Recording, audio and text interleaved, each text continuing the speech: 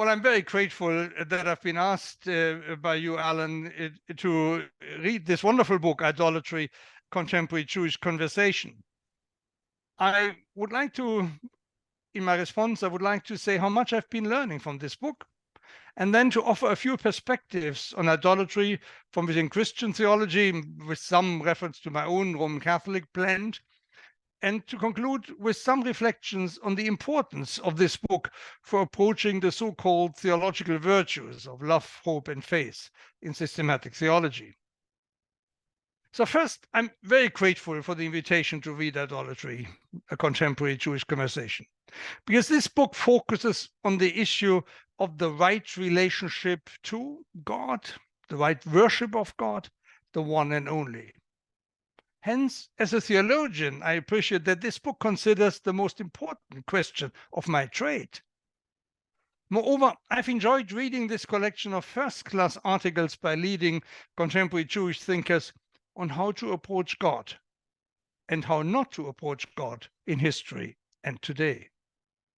The shift from identifying foreign, strange, other, or wrong religion to discussing in more general terms what amounts to adequate and inadequate approaches to God allows even the non-Jewish theologian to enter the discussion on how to think God, how to relate to God, how to talk to and about God in Judaism as well as in other religions. The issue here is not to argue that all religions are the same, but that all religions who care about God, the one and only monotheism, should be able to compare notes. Thus, the question of idolatry opens the discussion on God within, beyond, and between religions. As Mendes Flohr, quoting Franz Rosenzweig, says in the book, "For God created the world, not religion." Religion is a human construct and hence always in danger of gliding into idolatry. My second point is, it seems fair to state that in recent Christian theological literature and discussion, idolatry did not assume a prominent place. There is one or the other tiny book, but there are also brief definitions and comments in various, or not all, standard reference works, including in the Catechism of the Roman Catholic Church in the revised edition of 1999.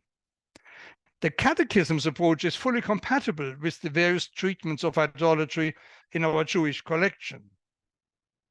And I quote from the Catechism: "Idolatry not only refers to false pagan worship, it remains a constant temptation to faith. Idolatry consists in divinizing what is not God. Man commits idolatry whenever he honors and reveres a creature in place of God, whether this be gods or demons, power, pleasure, race, ancestors, the state, money, etc." Unquote.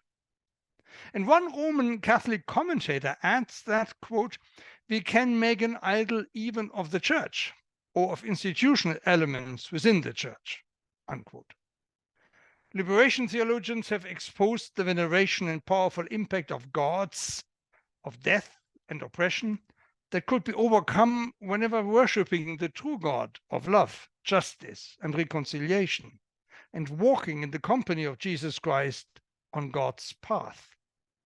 Now, this very brief overview agrees with the collection's emphasis that literally everything could turn into a manifestation or phenomenon of idolatry, including our most cherished attention to faith, hope, and love. Hence, a critical and self-critical theology is called for.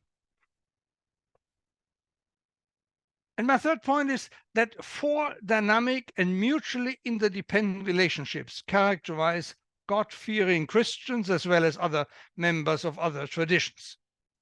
Our relationship to other human beings, to God's creative and reconciling project, and to our own emerging selves. All of these 4 relations could turn idolatrous whenever they are separated from one another, or when they lose their dynamics because of petrification, to which Michael Marmor very firmly refers to in this collection. Several Jewish contributors argue with Paul Tillich, the German-American theologian, his definition especially of genuine faith as ultimate concern. However, few identify love as the decisive characteristics of the relationship to God in the Hebrew Bible and in the Christian Bible. Similarly, in the Christian tradition, love is usually subordinated to faith, even by Paul Tillich, though not by the Jesus of the Gospels, nor by the Apostle Paul. I think of the 1 Corinthians letter in chapter 13. Thus, I detect the risk of idolatry whenever the human relationship with God is reduced to mere assent or philosophical considerations, since both fail to involve the whole human person and the dynamics of community, worship, and action. This risk could be both personal and systemic. And here I disagree with some of the Jewish contributors who say it could only be personal, idolatry could only be personal. But I think it could also be systemic. Think of the systemic aspect of the sexual abuse scandal in the Roman Catholic Church, my own church. Therefore, I wish to argue that appropriate worship of and relationship with God ought to be anchored in the fourfold process of love. Love of God, love of neighbor, love of God's project, and love of the emerging self. But love needs to be distinguished from romanticizing and sentimentalizing, and from any kind of merely liking. That means from reducing love to mere emotional states. Already Thomas Aquinas, 800 years ago, insisted there's a big difference between to love and to like. We can never like our enemies, but we can strive to love them. That means to respect their human dignity, their human relationality to God, and so forth.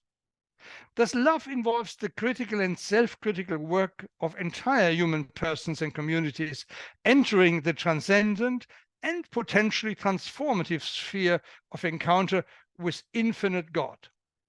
And here I'm referring to Goshen-Gottstein as well as to David Tracy's reference to God as infinity, God's infinity, on God's own terms. And the Shema Israel and a host of other biblical texts command such holistic love relationships with infinite God and dynamize the fourfold relational horizon leading to transformation, liberation, justice, and freedom to love and to hope. Thank you.